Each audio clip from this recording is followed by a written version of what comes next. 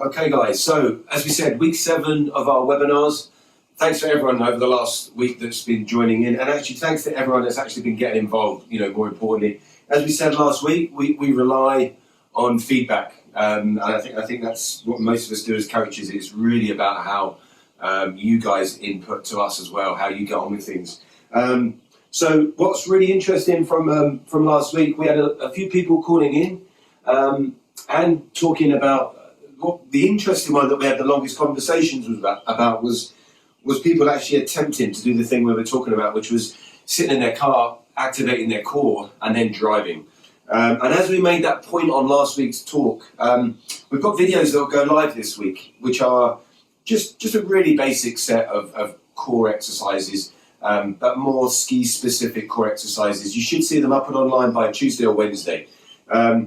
With what we're working on, and how I just spoke about the idea of someone trying to drive in a car and activate their core whilst they're doing other things, that took time. So people that we spoke to, there's a variety of people that we had telephone calls with where they said that it literally did take a week.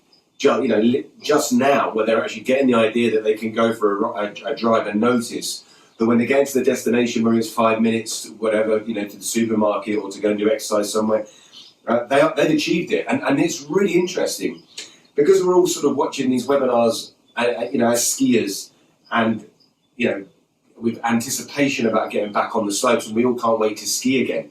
3 of the people I spoke to actually said they did what we're about to do today. So they worked through not just core activating and trying to drive their car, they mimicked ski turns. So the whole point about today, we've been doing this for many, many years over the summer months. We especially do this in the summer months as like a stocking filler for the duration of a day when you go summer skiing. Just to give you a quick background on it, summer skiing, you usually start early and finish early, obviously, because it's warmer up on the glaciers. And you always get left with this window, whether it's an hour or 2 hours, but you get left with a window where you can go away and work on plyometrics, combining it. We're really specific on this, so we're going to show you some very basic insight to it today, but it'll be basic. And at the end of today, we might get the cones out and set like a slalom course with you. But what's really interesting about this, and I think those of you that have watched all the webinars, you'll find this more interesting, is that we're gonna combine elements of these last 6 weeks and looking at the biomechanics aspect, as in like specific ranges of movement. For example, week 1 we looked at ankle flex. So you've got the ankle flex discussion of, are you tight in your calves anyway? And can you get that flex in your ankle joint, or are you carrying an injury or whatever? Or is it your ski boots? We've obviously rehearsed both sides of that. But today's jumping side to side, which is what I had a few of the phone calls with over this last week with people, and I know Rob and Jordan were answering questions on it as well. Jumping side to side is great because, as we said, we put this into last week's talk, that if we didn't tell someone to activate their core and made them jump side to side really dynamically, 9 times out of 10, the body will fold at the waist if they're not thinking about it. If you're a sports professional, personal trainer or something like that, you're going to have your core switched on. But let's say, let's take skiing as a sport. It is one of those sports where people, they don't necessarily have that element switched on. And, we found, as we said, this is all about trying to give people things to work on at home. We found big responses in people's technique. And you saw, last week's Rob skiing, charging down a variable run and his legs working like springs, and Andy Bennett skiing the moguls. Their upper body's stabilised, that it has to be for that level of skiing. But core and activation of the core, we want that working from really basic levels of skier. We want someone coming out doing their snowplow turns. We don't want them folding at the waist. They're going to feel more secure as a skier if the core's switched on anyway. The body will have that certain element of protection, and that's a good thing. So if you can see on the screen here, I'm just going to show you. Let me bring the camera around so it's a little bit closer to the screen. Here's a training session that Fiona and Jordan were running in the summer. up on the glacier, and we were in the Monrev Hotel, which is where we run our summer courses, and it's the perfect sort of training ground. But if you look at the screen here, you can see what the setup is here. We've got cones set out. People have got different challenges. Some people are more athletic than other people naturally, and we can vary where we put these cones. But what's interesting on this, Fiona just down here is filming, and I actually watched Fiona's analysis session upstairs in the Monrev Hotel, and it was brilliant. It was kind of, in a way, I was walking backwards and forwards and listening to what she was saying, and she was giving feedback so specific to what she was seeing with her group on the mountain. But it was things like, people were jumping side to side, watching their knees collapse inwards. And certainly, out of that whole room of people, some people jumped side to side, mimicking short radius turns, mimicking skiing down a steep, narrow slope, or just in a narrow slope, or whatever. But the finding out about flex, people were landing loudly, like with a thud, but some people who are using the ankle joint more to absorb, and obviously to spring off and take off, they were silent. So we were already analysing performance, and not just analysing it, but changing performance off the snow. So that's why today's session should be really interesting for you guys, because you'll be able to go away and practice this literally after the session. And I guarantee you, if you follow a few of the elements we're talking about, it'll make a difference. I'm just going to play this video through to you. So let me bring up the cursor. Let's have a look. So there you just see jumping side to side. This is after a little bit of work, and it doesn't have to be a huge amount. So that's basically, here we go. This is more development. But really good work keeping symmetry in the legs. Now that symmetry in the legs is not something that comes naturally when you jump side to side. So looking back as a recap on last week, and when we talked about the core work from last week, looking back at that, we're going to start today's session off with jumping side to side, and actually just thinking about the core. Then we're going to have a think about how the ankles work. And maybe if we have time, if we run out of time, this will be next week's, we'll start to look at symmetry. But I'm just going to give you a quick overview into that. What we'll do, guys, is we're just going to go outside because it's much easier with space, and then just talk you through this very slowly. So just bear with us as we take the camera outside.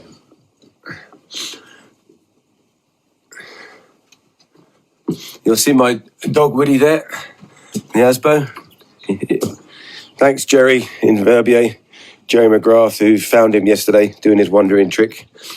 And just going to go down here to my neighbour's driveway and set this camera up in a position that will just show a decent enough area. So just here. Okay. So there you go. So the garage is sort of pointing at the screen there in the background. And what I'm going to do, I'm just going to sort of talk to you from here. So on this position, guys, what Jordan and Fee were doing with the guys in Trevino, they were setting them up in a basic position where they were looking to jump side to side. So if you're going to try this at home, what we don't want you to do is push your level, your limit, so far that you're putting pressure on your knee joints or on your ankles or on your back. So first of all, find out yourself if you can do it. And a really simple way of looking at it is just jumping up and down. If you jump up and down like this, and your right knee's starting to twinge or you feel a little bit of pressure, you back off of it. In an ideal world, we'd be on the grass in the background doing this on a softer surface, but the grass is a bit too wet at the moment, okay? So that's why we're using the concrete and the driveway. And as this movement goes through, you basically just mimic. So looking at this core we showed you last week, you can think of a skier jumping side to side who doesn't have the core switched on. This is where the body folds. Now, this is really common. So this is the reason we want you to practice this at home, lockdown exercises. Because we see it as something very, very common, we know that there is work that's needed in this area.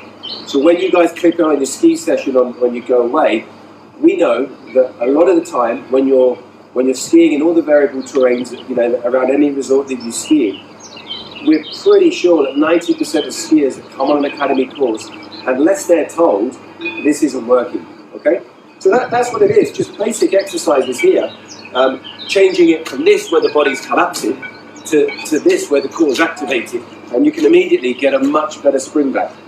So your first challenge over the next week is to go away, identify if everything feels comfortable in the legs, if all the joints are working properly, and if they are, then you can start to do your jumping side to side.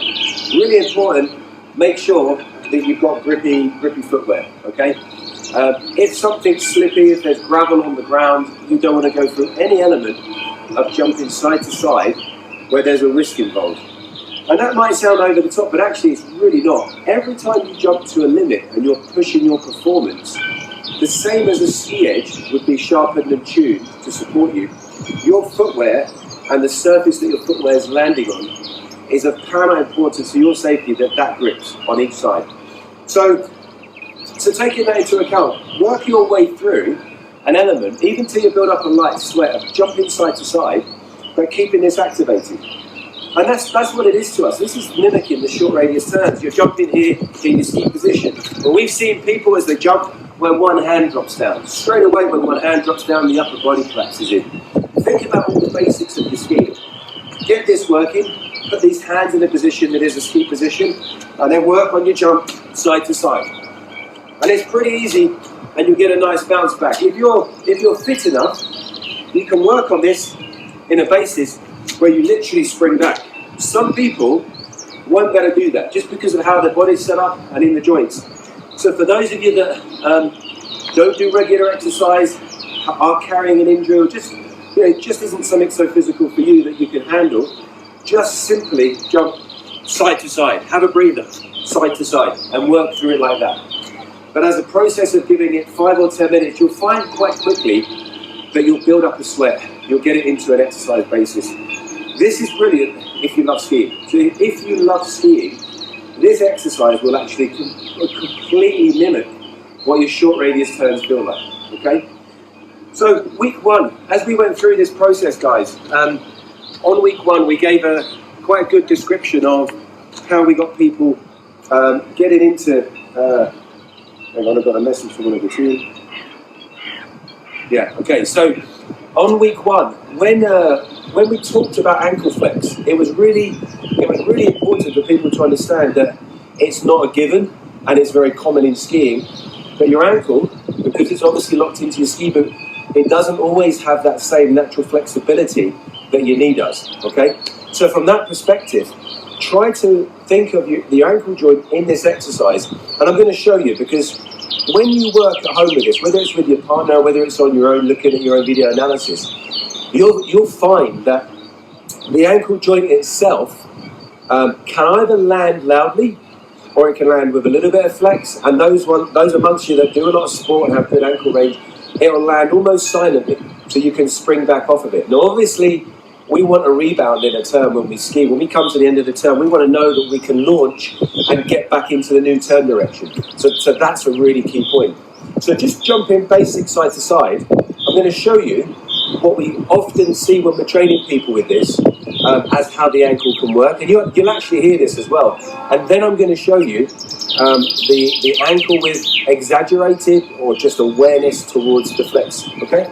So going back to my marker where I'm on the full screen, so in here, we see people coming across turn to turn, and they land like that. No word of a lie. We can go through half a room of people where they come into that position, and they will literally thud. So that thud, it's not just about how it affects your ski technique. That thud will put a shock up into your knee, and will put a shock up into your lower back. And it's the thing that in skiing terms, we want to know that at the end of the turn, if you've got so much flexibility that you can launch into a new turn, that's going to make you a safer skier and obviously perform better. So rather than the thud going side to side, let's try and think about how you can use the ankle joint. Okay, so that's a very simple way of an exercise to create just a basic movement without ankle flex, raising your awareness and trying to do that movement with increased ankle flex. Jordan just texted me to say the audio was low, so I'll speak up a bit for you guys there. Sorry if it is a bit low. It might be a little bit of wind blowing against the camera. Okay, so just a few on this. Hands in a ski position, core activated. feet in a sort of a ski width position. The line between my hips, my ball and socket joints, my knees and my feet is the same distance apart. And rather than the thud, I'm going to go for the softer landing and work my way left, right. So from that basis, guys, you can, I mean, I'll show you with these, you can put cones down on the floor. You can very easily off Amazon, you can get cones like this you can put on the floor and give yourself markers and parameters. So from that point of view, I would recommend that you go away and you work at home and use your videos. You know, all of you guys watching this show are going to have a camera and you can set your camera up somewhere. Video your first run. Now we've obviously given you an insight. If you hadn't heard this feedback, there may be things that may not operate so well, but we're giving you this feedback so you will probably perform better than you may have done without the feedback anyway. But cones are brilliant. Next week when we do the talk, we're going to show you how the position of the cones can greatly develop your dynamics, your launch and your spring. So that's just a point to sort of bear in mind, guys. So we will bring these in. If you want to get hold of these before next week, it's very easy to get onto Amazon or wherever. Just buy a block of the discs. Okay, that's something that will help you. So the other thing to mention as you go through this, try to think about when you do your jumps side to side that this is not just as it stands. You have to come into this with preparation. So if you're jumping side to side, think about the parts of the body that have a bit of a shock. So you need to know that you've got your calves nicely warmed up. You may want to go for an idea of having a brief warm-up. On our website, you'll see a classic pre-ski warm-up routine. The warm-up routine is excellent. It'll get your body firing. And if you're doing things like this, don't go into them without doing the same type of warm-up that you would do on the mountain. You know, that being said, we know a lot of skiers that go onto the mountain and don't warm up, you know, so that's another strong bit of advice to you guys. If you want to use the clip on our YouTube channel, go and check it out. It's under the tutorials. And it's something we filmed about 2 years ago up at the top of Attila in Verbi. It's just a simple 5 or 10 minute warm-up routine. And it makes a huge amount of difference for reducing the risk of injury. But then your performance, once your muscles are warmed up correctly, it'll go, you know, to a completely different level. So that's just something to bear in mind. So that's really a big thing on today, guys. Your goal for the week is to think about the ankle joint and how you can make that fire up. And rather than landing like a lead weight where it thuds the ground, we want you to land with flexibility. The great thing about it is, again, you're mimicking the skiing activity, the skiing position. The second thing to think about that we're going to give you to work on over this next week, and as we said before, you know, those of you that don't want to put it on the hashtag Ski Technique Lab, that's fine, but just keep sending the videos in. But the second point to work on was from week 2's webinar. Week 2, if you remember, we talked about symmetry. So on the symmetry side of things, week 2, we showed you on video how easy it is for skiers to lose symmetry. And that means that when they're coming down the mountain, we're looking at having that, in an ideal world, feet, knees and hips the same distance apart, okay, in that position. But we know that a lot of skiers ski with their knees closer together, feet can slip out.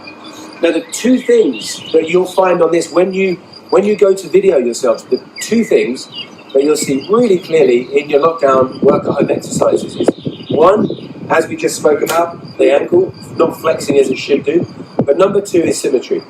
So when you jump side to side, and again, this is the exact thing that if you're not made aware, it'll happen. But even if you're aware of this one takes a bit of work.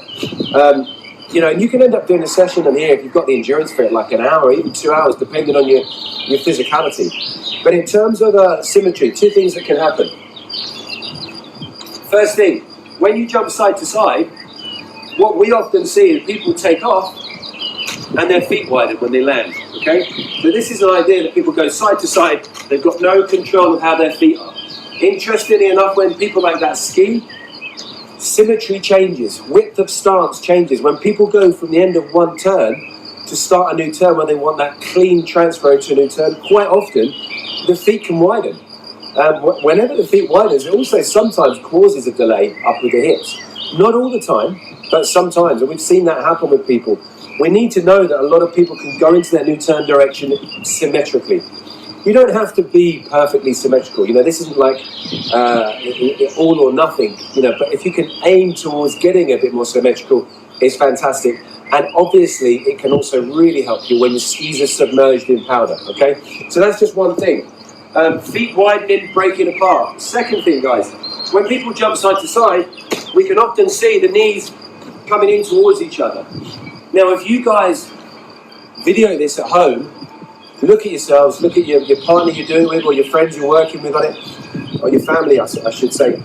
Just take a look really precisely. If the camera is pointing straight on and your obstacle course is coming straight at you, work yourself through a few of these jump turns, and you'll see quite quickly whether the symmetry is kept in the legs or whether the symmetry breaks. So in that video we showed you earlier from Jordan and Fee's session in Trevina, at least half of that room, when they jumped side to side without the initial bit of feedback, and before Fiona started doing the video work with them, we saw knees collapse inwards, or we saw feet sort of spray out. And interestingly enough, it can change in between. So when you're here, we can see people that start off that symmetrical position, and the feet almost clang each other in the air. It's the lack of lateral control. Okay, it's the lack of lateral control, and it's something we go on about, we drill people about on ski courses. But the idea that you can work on this at home and spend over the next week, get it a good few hours of training, but video it. Video yourself at the start of your week's training. So let's just say Saturday today or start on Sunday, whatever you do. Video, and this is very important, video your first session. So if you were to go back here, give yourself a range like this, and then just try 5 or 10 jumping side to side, and just video your initial run to see what it looks like. If you're doing that, you're going to get a good idea of what your initial technique was. Then at the end of the week, video it after you've put in concentrated practice. And the thing we'd advise, go back to Webinar 1. Webinar 1's obviously, it's on our Facebook Live, it's on the YouTube channel, I know it's on our LinkedIn, and it's on our Instagram now. So go back to week 1, watch the session on Flex. It's always good to get a recap. And then watch week 2's session on Symmetry, lateral control. Things you can do, and the things we're going to work on next week, we'll be putting some bands around the knees, and the bands around the knees and the feet will really raise your awareness to get in your symmetry in your legs. It's nice to have markers. You can also do things where you put like a balloon between your knees, but ideally bands. Bands are great because rather than you thinking about squashing a balloon, the band makes you actually stay laterally stable. Okay, so you'll be using all the muscles laterally control the leg to keep that band locked in around your knees. So that's your goal for next week. You've got 2 elements to train with. You've got your flex, you've got your lateral control, your symmetry. Okay, so week 1 webinar, week 2 webinar. But include, on this one for now, include week 6. Okay, week 6 is core. So if you've got those 3 things switched on, video at the start, video at the end of your week, and see the comparison. And we're sure you guys will come up with a very good and nice difference in what we see you skiing. Just on this, guys, I'm going to recap on this point. It's very important. We don't want people to injure themselves, okay? We don't want people to go away with this, over push it, and find that they've done something with too much pressure going through the knee joint. Ideally, concrete, it works fine for me because I jump side to side, I do this in my skiing. But try and find a slightly softer surface, and the softer surface might be something, like your garden lawn. But this will work fine. If you're feeling the pain, please feel free to write into us, because as you've probably seen by the webinars and the comments that go in on the webinars, there's a lot of physios that have got involved with us. Hamish and Ben over the last couple of weeks, they've been brilliant. They've literally gone away and given people some great information and great exercises. Physio Verbier here, we're going to probably be running this next session from Steph's gym in a physio rehab centre in Verbier. They've got an excellent setup there, and we use that, and we were going to do this session there, but because the weather's brightened up and there's lovely skies out there, we're doing it from this location. So that would be our advice. The other thing is feedback from us might help you during your week. So if you're going to sort of day 1, day 2, you're jumping side to side, you're really building it up, and you're starting to find you can get your dynamics going. And what I mean by that is, rather than you jumping side to side where it is quite minimal here, you're sort of really getting your angles going. When you can take those angles out and start to get side to side, really letting the legs come out to the side, keeping the upper body stabilized. When you push that, you may have a question. For me, Rob, George, Sophie, or any of our team, you may be writing in to say, okay, I'm getting to this point, but I'm still finding when I jump towards the right, it's very difficult for me to stabilize my inside leg, my outside leg. There'll be a few niggles. So that's the point where, we're around all week. Obviously, we're around online. We're here to help you. So please, be comfortable to write in to us, and we'll help you get beyond that. Hopefully, guys, that is of use. That we'll be very interested to see the progress. We'll publish the progress as long as you guys are happy for us to do it, because it's really good to show other people watching that there are things that can be done. And hopefully, we'll see you guys much more agile, with a greater explosive movement, hopefully, into your new turn direction, and possibly have cured an element of your ankle flex, made it more dynamic, more flexible, made your symmetry more controlled, so your lateral muscles are working and kicking in for you. And then next week we'll take the plyometrics, we'll push the dynamics of it, and we'll start to use those little cones, as we said, to create courses, and give you a bit of a method into that as to how that'll develop your skiing. Thanks for tuning in, guys, for week 7. Hope you get a chance to do some exercise this week. I mean, this is obviously your lockdown at-home exercise, and you can do it indoors. You can do it in your garden. Doesn't matter, but it's going to change your skiing technique. So we look forward to seeing the progress. Have a great, happy, safe week. Cheers, guys.